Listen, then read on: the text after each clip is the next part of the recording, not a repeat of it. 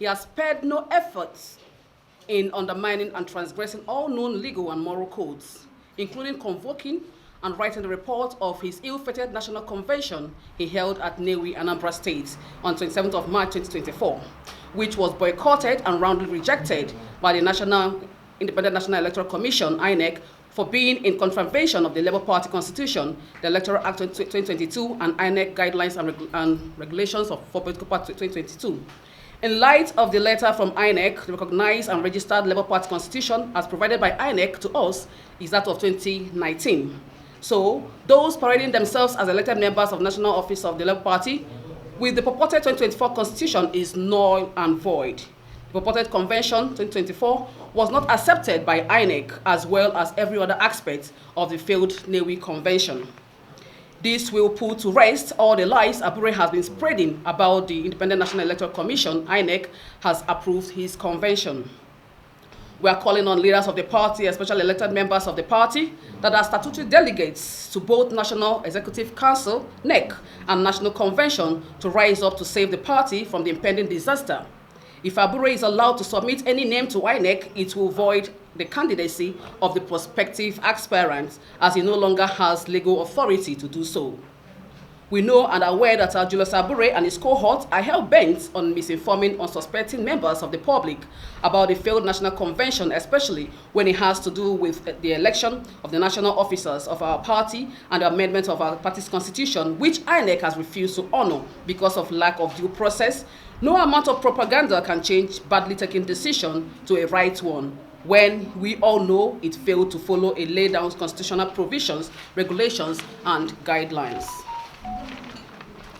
Julius Opara, when caught with his soiled hands in the till of party and has spared no effort in his attempts, destroy the party that has given him so much by doing everything possible to bring the party and its members worldwide to their knees.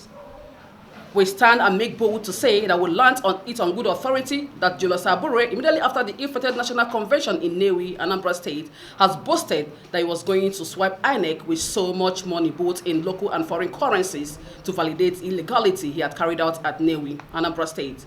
But he was unfortunate enough to meet an INEC chairman and commission who was sworn to uphold the oath of office to carry out the spirit of the letters regulating the process that has been laid down for the strengthening of internal party democracy within political parties in Nigeria.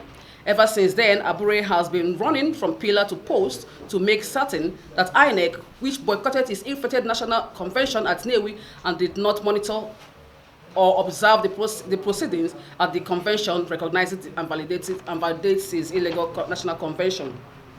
We hereby wish to use this opportunity to thank the national chairman of INEC, Professor Mahmood Yakubu, and the staff of the commission for their steadfastness despite the pressure heaped on the commission to look the other way and validate its ill-fated national convention. With the resilience and good faith INEC has exhibited in the face of these odds, we have come to the conclusion that the future of Nigerian democracy is in good hands. The failure by the Julius Opara-led leadership to follow simple regulations and guidelines for the conduct of the purported National Convention is too obvious to be ignored by well-meaning members of the Labour Party, and we sincerely thank INEC for upholding the law. We stand firm with the Commission on the need for an all-inclusive National Convention which will ensure that the proper thing is done.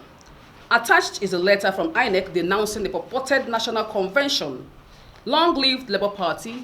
May God bless Nigeria and Nigerians. I am OLUCHI Opara, the former National Treasurer of the Labour Party.